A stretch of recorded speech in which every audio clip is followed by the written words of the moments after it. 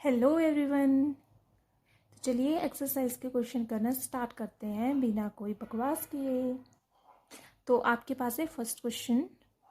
A book exhibition was held for 4 days in school. The number of tickets sold at counter on the first, second, third and final days was respectively this and this. Find the total number of tickets sold on all 4 days. क्या मतलब है इसका? एक school है, वहाँ पे book exhibition हुआ. Book exhibition मतलब पुस्तक प्रदर्शनी हुई वहाँ पर. तो first day, second day, third day और फाइनल डे, यानी कि 4 दिनों तक रहा वो बुक एग्जीबिशन. और उसमें 4 दिनों में कितने कितने आपके पास टिकट जो है वो बिके, वो आपके पास यहाँ पर दिए हुए हैं. तो ये जो रिस्पेक्टिवली होता है ना, इसका मतलब होता है हिंदी में क्रमशः. और रिस्पेक्टिवली का मतलब क्या है कि सेंस में यूज़ होता है कि जिस सीक्वेंस में ये वाला है उसी सीक्वेंस में ये वाला चल रहा है, आगे पीछे नहीं है ये. मतलब फर्स्ट डे 1094 टिकट बिके, सेकंड डे 1812 टिकट बिके, थर्ड डे 2050 टिकट बिके और फोर्थ डे यानी कि फाइनल डे में 2751 टिकट बिके. तो इसको हम अब कैसे करेंगे क्वेश्चन को? सबसे पहले हम लिखेंगे सॉल्यूशन. ठीक, अब देखो ना, ये तो सेंस से पता चल रहा है कि ये बोल रहा है कि टोटल टिकट कितने बिके. टोटल की बात हो रही है यानी कि प्लस होगा. लेकिन हम सिर्फ ऐसे ही प्लस करके नहीं आ जाएंगे एग्ज़ाम में, वहाँ पर आपको वर्ड्स में भी लिखना होता है. तो कैसे लिखेंगे? Number of tickets sold in first day. First day में कितने टिकट्स बिके. कितने बिके हैं आपके पास? 1094. यहाँ पर लिखा 1094. Number of tickets sold on second day. Second day में दूसरे दिन कितने टिकट बिके. कितने बिके हैं? 1812. वो हमने यहाँ पर लिख दिया. Number of tickets sold on third day. Third day कितने टिकट बिके. कितने बिके हैं? 2050. ये भी हमने यहाँ पे लिख दिया. Number of tickets sold on fourth day. Fourth day में यानी कि फाइनल डे में कितने टिकट्स बिके? 2751 बिके. अब हमने करना है इसको प्लस. प्लस कैसे करते हैं? ये आप फिफ्थ स्टैंडर्ड, फोर्थ स्टैंडर्ड या फर्स्ट स्टैंडर्ड से करते आ रहे हो, तो इसको आप आराम से कर सकते हो. प्लस कैसे? सबसे पहले ये नंबर जो है ऐसे सीक्वेंस में लिख दिए और उसके बाद प्लस लगा दिया. और क्या तरीका होता है प्लस करने का, माइनस करने का, मल्टीप्लाई करने का, कुछ भी करने का? आप जो है वंस के प्लेस पे वंस लिखते हो, टेंस के प्लेस पे टेंस लिखते हो सभी नंबर्स का, और हंड्रेड्स के प्लेस पे हंड्रेड्स, थाउजेंड के प्लेस पे थाउजेंड एंड सो ऑन, ऐसे चलता जाता है. इतना तो सभी जानते हैं ना. अब करना है हमने इसको प्लस. प्लस कैसे करेंगे? वंस के प्लेस आपस में ऐड हो जाएंगे. कैसे होंगे? 4 + 2 6, 6 + 1 7. अब टेंस के प्लेसेस को हम प्लस करेंगे. 9 + 1 10, 10 + 5 15, 15 + 5 20. 20 की 0 यहाँ पर हमने लगा दी और जो 20 का 2 है वो हो जाएगा हंड्रेड्स में ऐड, यानी कि कैरी चली जाएगी उसकी. अब करना क्या है? ये जो कैरी ऊपर गई है ना 2 20 से, इसको हमने पहले ही प्लस कर देना है, बाद में प्लस नहीं करना है. क्यों? क्योंकि कई बार क्या होता है जल्दबाजी में ना हम फिर कैरी को प्लस करना भूल जाते हैं. इसलिए बेस्ट वे है कि आप पहले ही कैरी को ऐड कर दो. तो 8 + 2 10 और 10 + 0 10 एंड 10 + 7 17. यहाँ 17 का 7 हो गया. फिर से कैरी चली गई एक 1000 के प्लेस पे. 1 + 1 2, 2 + 1 3, 3 + 2 5, 5 + 2 7. तो हमारे पास क्या आंसर आ रहा है यहाँ पे? 7707. यानी कि टोटल टिकट कितने बिके हमारे? 7707. ये जो ये वाले हैं ना, मैंने ये 3 डॉट्स लगाए हैं, इसका मतलब होता है इसलिए, यानी कि देयरफॉर इंग्लिश में बोलना हो तो therefore 7707 tickets were sold on all the 4 days. ऐसा लिखना, इतना लिखना ज़रूरी है. अब देखिए, ये तो हो गया फॉर्मल वे में अगर आपको प्लस करना है तो. लेकिन अगर आपको फटाफट प्लस करना है, ऐसे नहीं करना हो, तो क्या करना है? अभी हमने बोला वंस के प्लेसेस को हम प्लस करेंगे. यहाँ पे वंस का प्लेस क्या? 1 है, यहाँ पे 0 है, यहाँ पर 2 है और यहाँ पे 4 है. तो हम अब ऐसा नहीं बोलेंगे वंस का प्लेस या फिर टेंस का प्लेस. अब हम सीधा बोलेंगे first digit, second digit, third digit, fourth digit. तो सबका फर्स्ट डिजिट जो है वो प्लस होता रहेगा। 1 + 0 1, 1 + 2 3, 3 + 4 7, लिख दिया यहाँ पे 7। उसी तरह से सेकंड डिजिट देखेंगे हम सभी नंबर का। 5 + 5 10, 10 + 1 11, 11 + 9 20, 20 का हमने 0 लिख दिया यहाँ पे। अब वही चीज़ है, 2 हो गया कैरी, कहाँ को, थर्ड डिजिट को। तो आपकी मर्ज़ी है, आप चाहे जिस भी नंबर के थर्ड डिजिट में 2 को ऐड कर दीजिए, है ना। पर मैंने यहाँ क्या किया है, मानो मैंने 8 के पास 2 जोड़ दिए, क्योंकि आसानी हो जाएगी। 8 + 2 10 हो जाता है। 8 + 2 10, 10 + 7 17, 17 + 0 17, तो यहाँ पर 17 का आ गया 7। अब 17 की एक कैरी फिर से चलेगी 1000 के प्लेस पे, यानी कि फोर्थ डिजिट पे। तो 1 + 1 2, 2 + 2 4, 4 + 2 6, 6 + 1 7।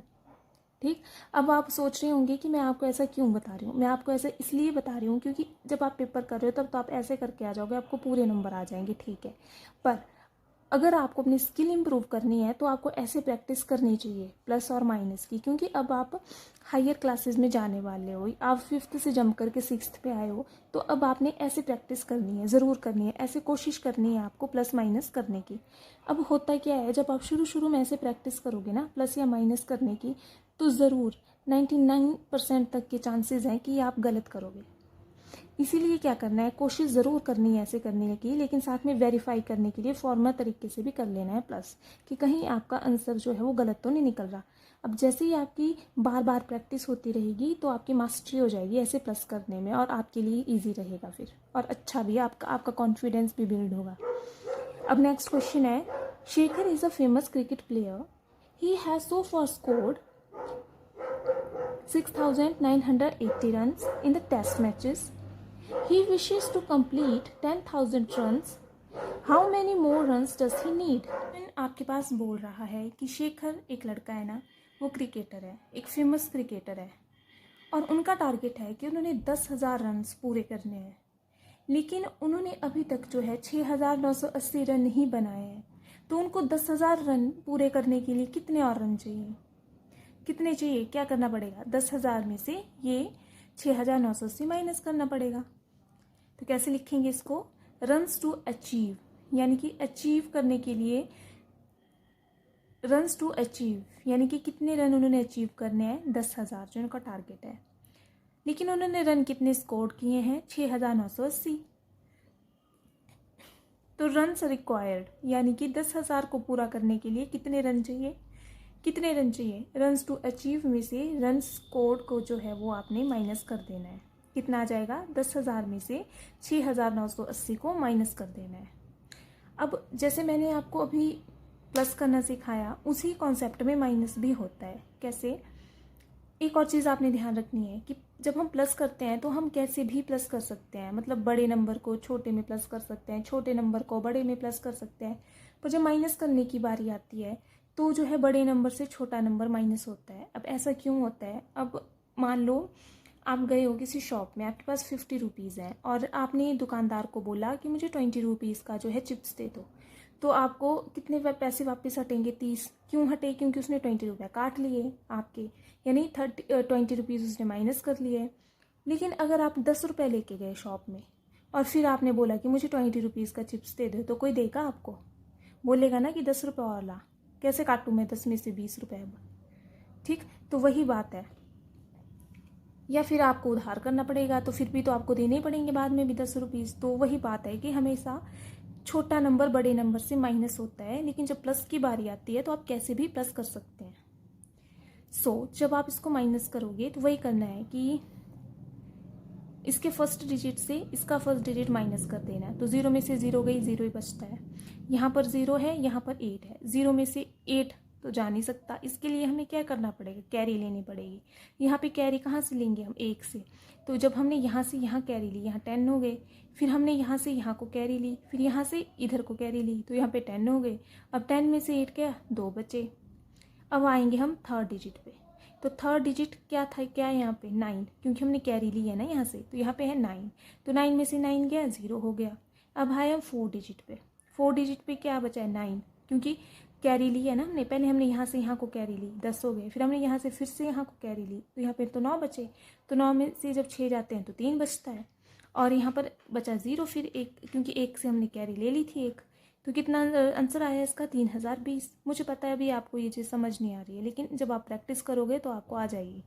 वैसे ही हमने वैसे ही मैंने यहाँ पर फॉर्मल वे में भी इसको माइनस किया हुआ है। 10,000 में से 6,980, तो क्या किया हमने, 0 में से 0 गई, 0 बचे, 0 में से 8 अगर हमने माइनस करने हैं तो हमें कैरी लेनी पड़ेगी, और यहाँ कैरी लेंगे हम 1 से कैरी ली हमने तो यहाँ पे 10 हो गए, और यहाँ पे बचा 0।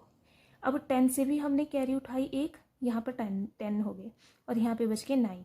अब यहाँ से फिर से हमने कैरी उठाई 1, तो यहाँ पे बचे हो गए 10, और यहाँ पे बच गया 9। अब 10 में से 8 गए, 2 बचे, 9 में से 9 गया, 0 हो गए, और 9 में से 6 गया, 3 बचे। अब 0 लिखने की ज़रूरत नहीं है, तो 3020 इसका आ गया आंसर। वैसे ये आपके पास थर्ड क्वेश्चन है। In an election, the successful candidate registers 5,77,500 votes and his nearest rival secured 3,48,700 votes. By what margin did the successful candidate win the election? क्या बोल रहा है ये, देखो अभी जैसे इलेक्शन हुए है ना, तो क्या हुआ कि एक जो पर्सन है, सक्सेसफुल कौन होता है, जो जीत जाता है। सक्सेसफुल कौन है, जो जीत गया, मतलब तो जो जीत गया यानी कि जो MLA बन गया, उसने कितने वोट लिए, उसने वोट लिए 5,77,500। तो आपने नंबर्स को जल्दी जल्दी कैसे पढ़ना है ये भी मैंने आपको सिखाया हुआ है, तो आप वो वाली वीडियो भी ज़रूर देखना। और उसका जो नियरेस्ट राइवल था, राइवल का मतलब होता है प्रतिद्वंदी, यानी कि कंपेटिटर, जिसके साथ उसका तगड़ा मुकाबला चला हुआ था, उसने कितने वोट जीते, 3,48,700 जीते। तो पूछा आपसे ये गया है कि जो जीता है ना कैंडिडेट, वो कितने वोटों से जीता, यानी कि उसके पास कितने एक्स्ट्रा वोट थे, जो हारा उससे, जिसका कंपटीटर था उससे कितने एक्स्ट्रा वोट थे उसके पास। तो कैसे पता चलेगा, जब हम 5,77,500 में से 3,48,700 को माइनस कर देंगे। तो number of votes secured by winner, यानी कि जो MLA बन गया, जो जीत गया, उसके पास थे 5,77,500। Number of vote secured by his nearest rival, वो उसने कितने वोट लिए, 3,48,700। तो मार्जिन बिटवीन देम, उनके बीच में मार्जिन कितना है, मार्जिन मतलब अंतराल कितना है, गैप कितना है वोटों का, कितना है गैप, कैसे पता चलेगा, माइनस करके। तो 5,77,500 को हम माइनस कर देंगे कि कितने से, 3,48,700 से, तो माइनस करके आपके पास ये वाला रिजल्ट आ जाएगा। आप जो है माइनस करके खुद देख सकते हैं, और आप उस तरह से भी माइनस कर सकते हैं जैसे मैंने आपको बताया पहले। कैसे माइनस करेंगे आप इसको, 0 में से 0 गया, 0, 0 में से अगेन 0 गया, 0, यहाँ पे 5 है, यहाँ पर 7 है, 5 में से 7 तो जा नहीं सकते, इसलिए हमने क्या किया, 7 की कैरी ले ली, तो यहाँ पे हो गया 15, तो 15 में से 7 गए तो हमारे पास 8 बचता है। अब यहाँ पर है फोर्थ डिजिट देखना है हमने क्या है, तो यहाँ पे फोर्थ डिजिट क्या है, 7 है, नहीं 7 नहीं है, हमने कैरी ले रखी है, तो यहाँ पे 6 है, और यहाँ पे फोर्थ डिजिट क्या है, 8 है, तो 6 में से 8 तो जा नहीं सकते, इसलिए हमें अगेन कैरी लेनी पड़ेगी, कहाँ से, इस वाले 7 से। तो 16 में से जब 8 जाएगा तो क्या बचेगा, अगेन 8 बचेगा। अब यहाँ पे 6 बचे हैं, यहाँ पे 4 बचा है, तो 6 - 4 2 हो जाएगा, और 5 - 3 2 हो जाएगा, तो हमारे पास ये वाला आंसर यहाँ पे आ जाएगा। तो मतलब जो नेता जीतता है, जो MLA बना है, वो कितने वोटों से MLA बना, कितने वोट उसके पास एक्स्ट्रा थे, 2,28,800। Kirti book store sold books worth ₹2,85,891 in the first week of June and books worth ₹4,07,68 in the second week of the June. How much was the sale for the 2 weeks together? In which week was the sale greater and how much? तो इसमें पूछा क्या गया है कि एक book store है, कोई भी नाम दे दिया आपने, यहाँ पर नाम दिया कीर्ति, उसने क्या किया, एक हफ्ते में जो है वो कितनी सेल की, यानी कि कितनी बुक्स बेची उसने, कितने पैसे कमाए उसने बेच के, इतने कितने, 2,85,891। दूसरे वीक में उसने सेल की, उसने बेची पुस्तकें, कितने पैसों की बेची उसने, 4,07,68 की। तो वो आपसे पूछ रहा है कि दोनों वीक्स में टोटल कितनी सेल की उसने, कितनी बिक्री की उसने, ये पूछ रहा है, तो टोटल की बात है, दोनों वीक्स की बात पूछ रही है, तो ये हो गया प्लस हो जाएगा यहाँ पे। और किस वीक में ज़्यादा उसने बिक्री की, यहाँ तो देख के पता चल रहा है कि फर्स्ट वीक में 2 लाख की और सेकंड वीक में 4 लाख की, तो सेकंड वीक में ज़्यादा की, लेकिन कितनी ज़्यादा की ये भी कैसे करेंगे, हमें कैसे पता चलेगा, माइनस होगा ये भी। तो चलिए इस क्वेश्चन को देख लेते हैं।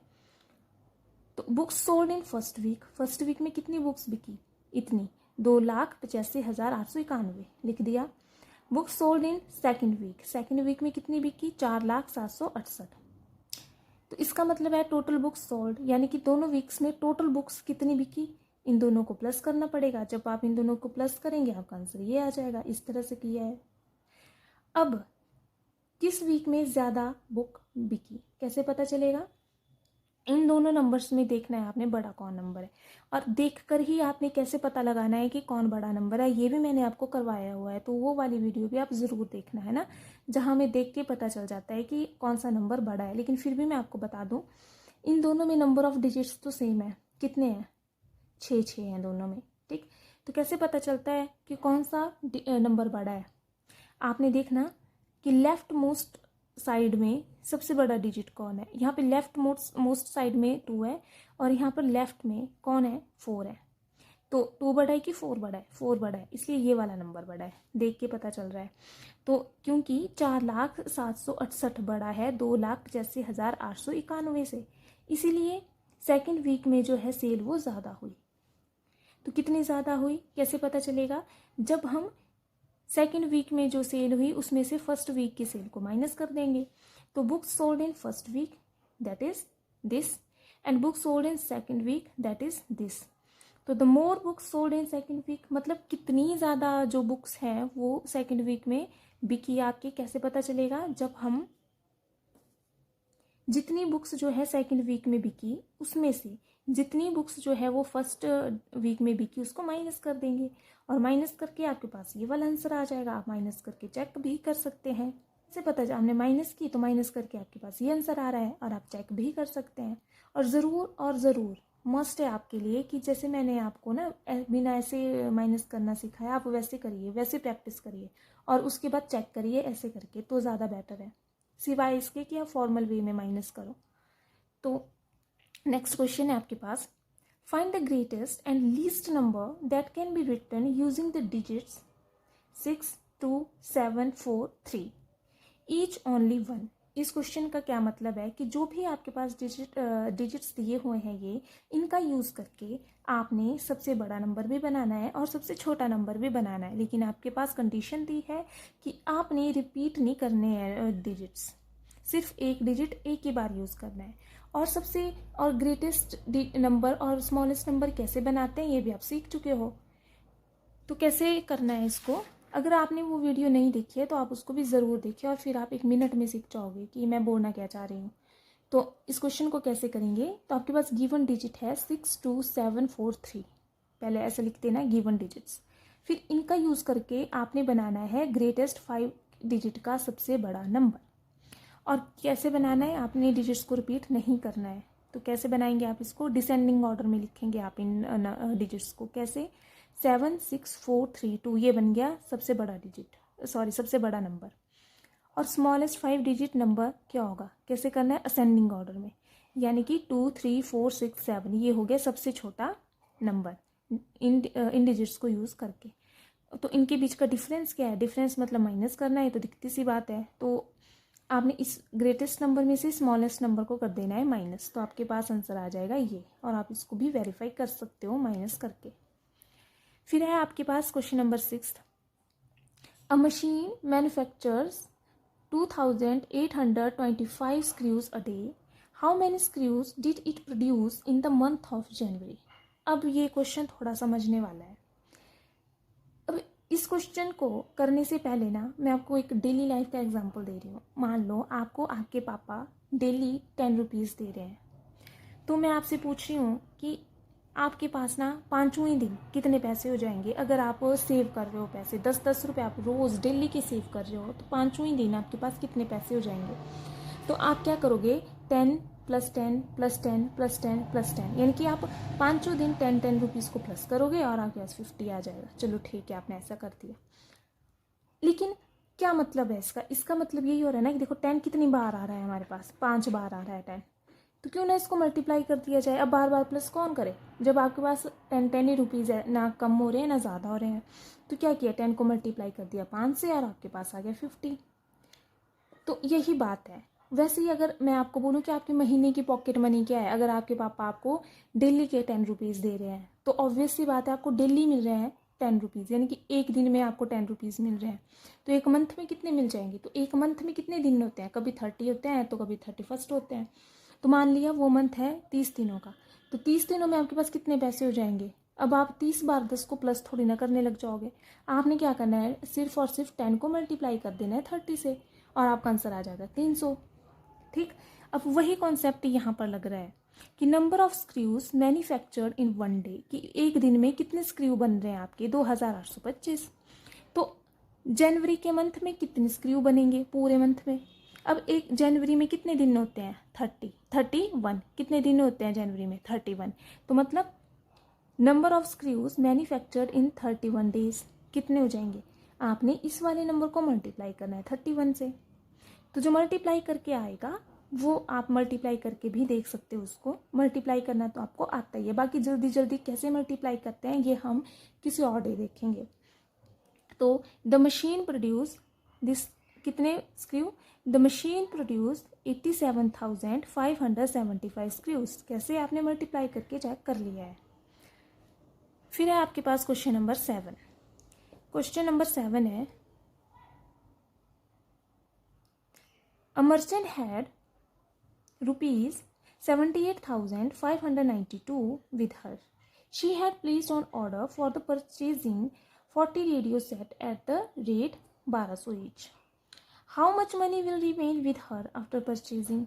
ये क्या बोल रहा है? एक मर्चेंट का मतलब है व्यापारी।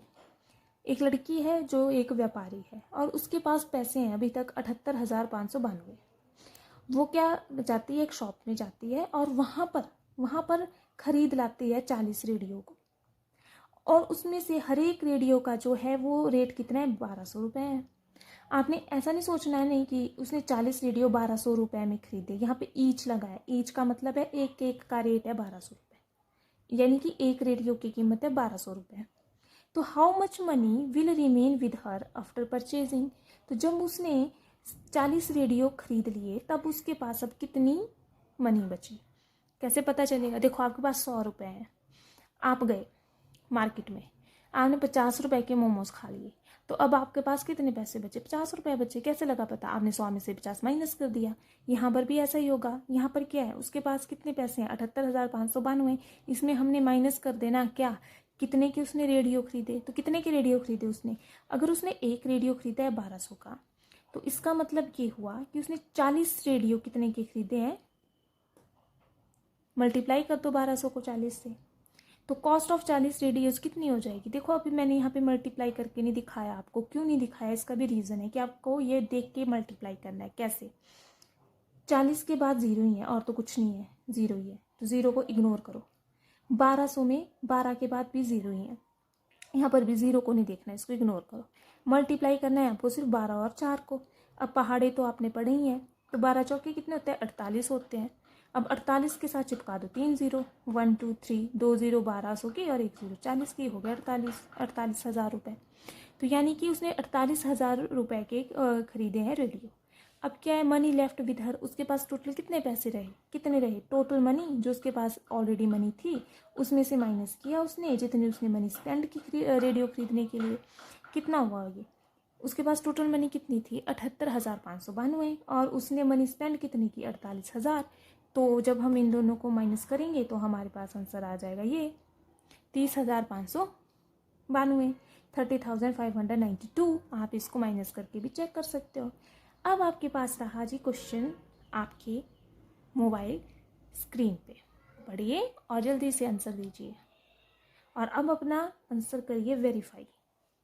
है कि एक नंबर को एक बच्चे ने क्या किया, 56 से गुना करने की बजाय उसने उसको 65 से गुना कर दिया, और वो नंबर क्या था? 7,236 को।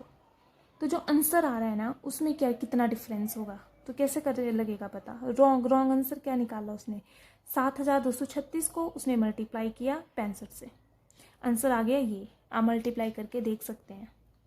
उसी तरह पर करना क्या था, होना क्या था, 56 से नहीं होना था मल्टीप्लाई ना, क्या 65 से नहीं होना था मल्टीप्लाई, मल्टीप्लाई होना था 56 से। तो राइट आंसर क्या होना चाहिए? ये वाला होना चाहिए। अब इन राइट और रॉन्ग आंसर में कितना डिफरेंस है? तो difference in the answers, obvious सी बात है कि जब उसने 65 से मल्टीप्लाई किया है तो ज़्यादा बड़ा नंबर आएगा। तो इससे यानी कि 4,70,340 में से माइनस हो जाएगा आपका 4,52,016। तो माइनस करके भी आप देख सकते हो, आपका आंसर यही आने वाला है 65,124। तो किस किस का राइट आंसर था ज़रूर बताएं। Then thank you for watching, take care.